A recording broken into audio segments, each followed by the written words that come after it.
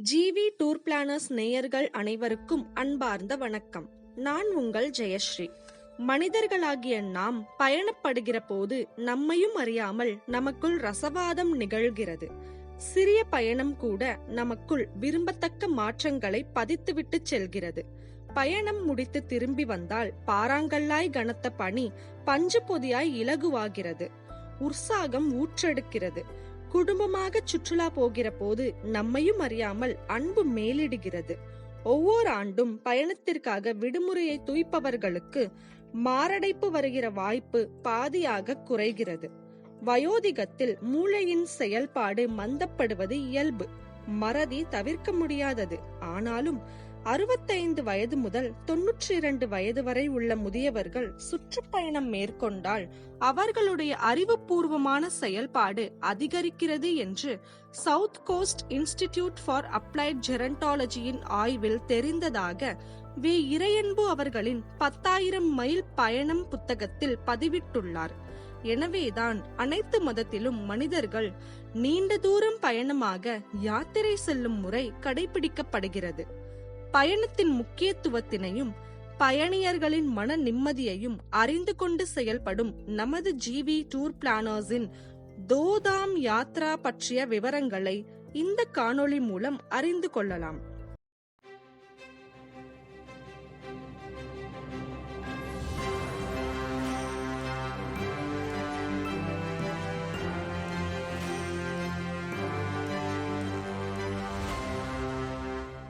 பயணிகளின் ஆரோக்கியத்தில் அக்கறை கொள்ளும் நமது ஜிவி டூர் பிளானர்ஸ் சகல வசதிகளையும் பயணியருக்கு ஏற்பாடு செய்து தருகிறது.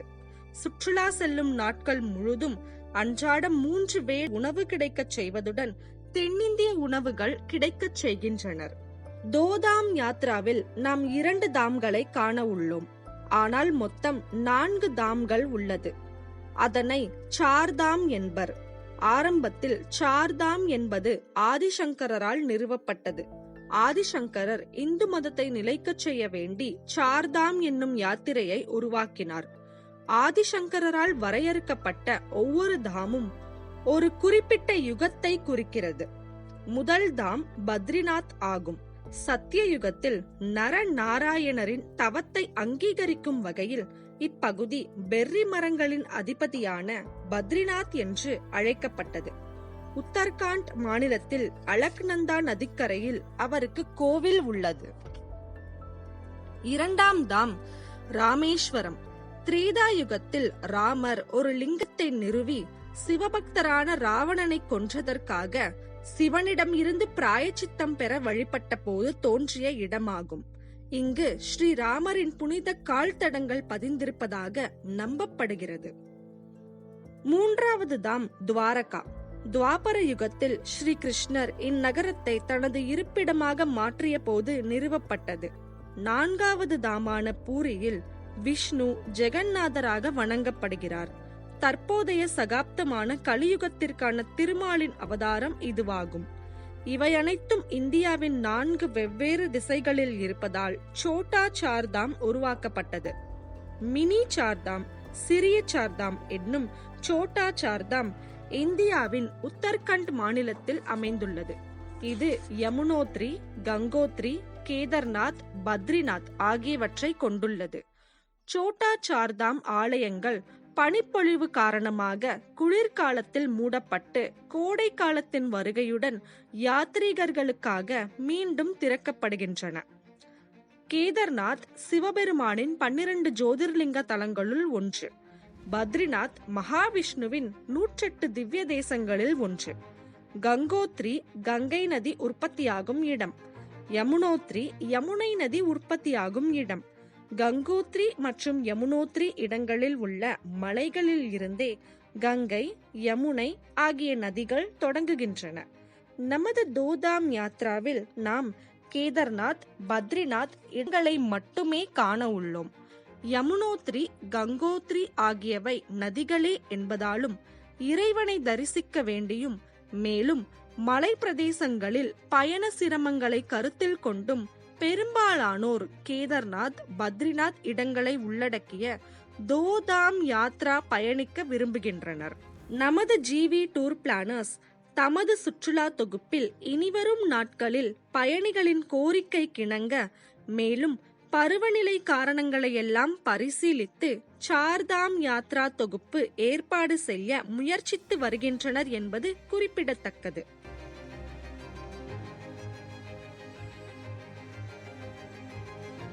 பன்னிரண்டு நாட்கள் பயணிக்கும் இந்த தோதாம் யாத்ரா சுற்றுலா தொகுப்பின் முதல் நாள் இரவு 10 மணிக்கு சென்னை சென்ட்ரல் ரயில் நிலையத்தில் இருந்து தமிழ்நாடு எக்ஸ்பிரஸ் ரயிலில் டில்லிக்கு புறப்படுவோம். 2ஆம் நாள் முழுவதும் ரயிலிலேயே பயணிப்போம். 3ஆம் நாள் காலை 6:30 மணியளவில் நாம் டில்லி சென்றடைவோம்.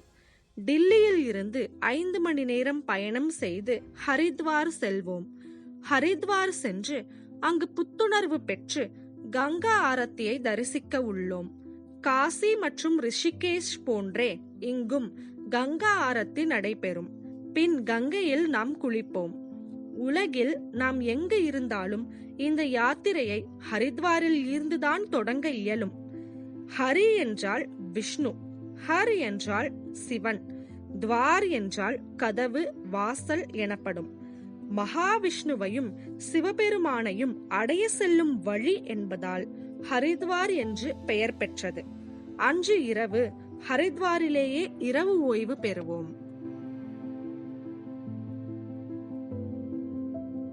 4ஆம் நாள் காலை நாம் ஹரித்வாரில் இருந்து 6 மணி நேரம் பயணம் செய்து குப்தகாசி செல்ல உள்ளோம்.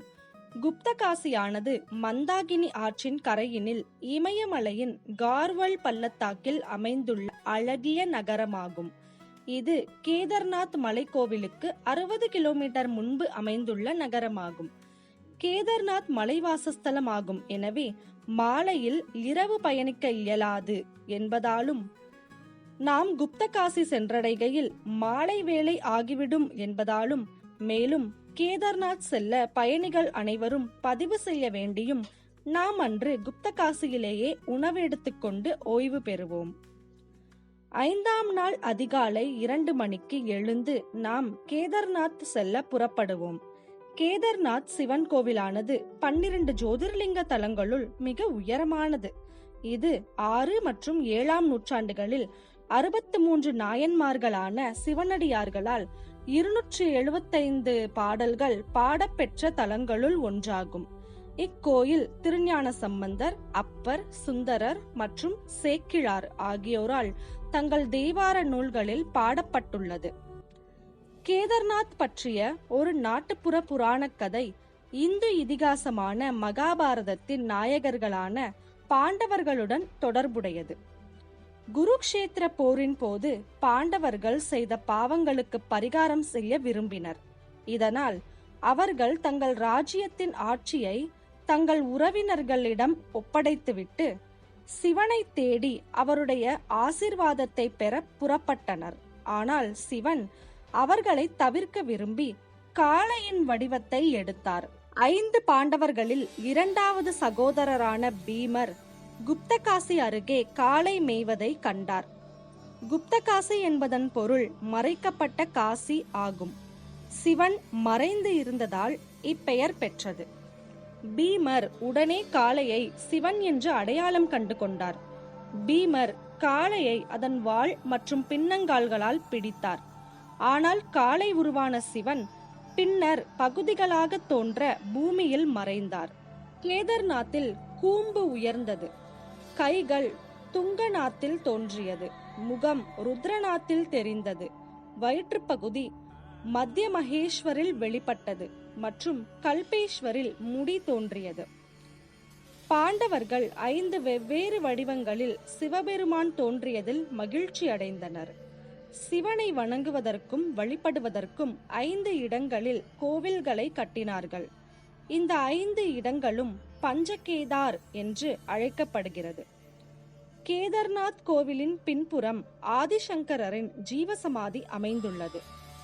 2013இல் ஏற்பட்ட வெள்ளத்தில் இருந்து கோவிலை காப்பாற்ற ஒரு பெரிய பாறை கோவிலின் பின்னே வந்தது. இது மந்தாகினி ஆற்றின் வெள்ளத்தை கோவிலின் இருபுறமும் பாயச் செய்து கோவிலை காப்பாற்றியது. அந்த பாறையின் பெயர் பீம்ஷிலா ஆகும். ஹரித்வார் வரை ஏற்பட்ட வெள்ளத்தில் இருந்து கோவிலை காப்பாற்றிய இந்த கல்லினை தெய்வமாகவே பூஜிக்கின்றனர்.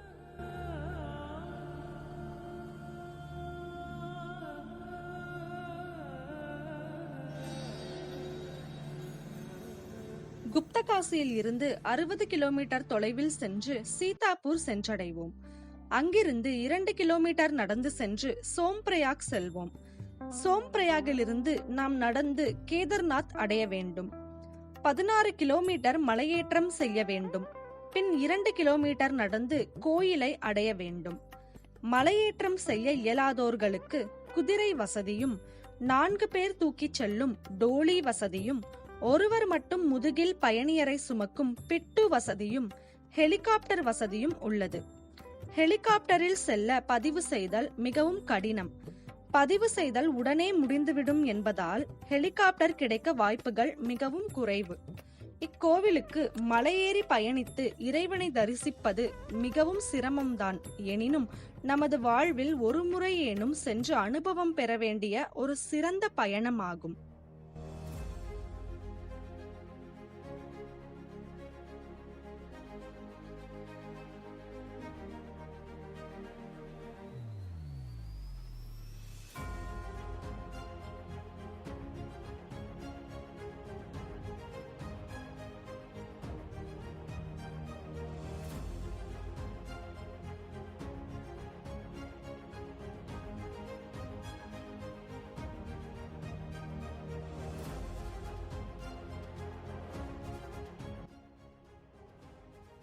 இறைவனை தரிசித்த பின் நாம் அங்கு டென்ட்டில் ஓய்வு பெறுவோம்.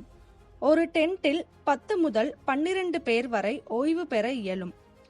அவர்களுள்ள கம்பளி போர்வைகள் எல்லாம் தந்து விடுவர். இரவில் சிறப்பு தரிசனம் காண விரும்பினால் 5 பேருக்கு 5500, 6 பேருக்கு 6600 என ஒரு ஆளுக்கு சராசரியாக 1100 ரூபாய் ஆகும். ஆனால் தனிநபருக்கு 1100 ரூபாய்க்கு மேல்தான் ஆகும். சிறப்பு தரிசனம் இரவு 11 மணிக்கு தொடங்கும். இதற்கான முன்பதிவு மாலையிலேயே தொடங்கிவிடும். இச்சிறப்பு தரிசனத்தின் சிறப்பு என்னவெனில், இதில் நாம் நமது கையினால் இறைவனுக்கு அபிஷேகம் செய்ய இயலும். சிறப்பு தரிசனமானது நமது ஜிவி டூர் பிளானர்ஸின் கட்டணத்தில் அடங்காது. எனவே சிறப்பு தரிசனம் செய்ய விரும்புவோர் தமது விருப்பப்படி செல்வதானால் தரிசனம் செய்து கொள்ளலாம்.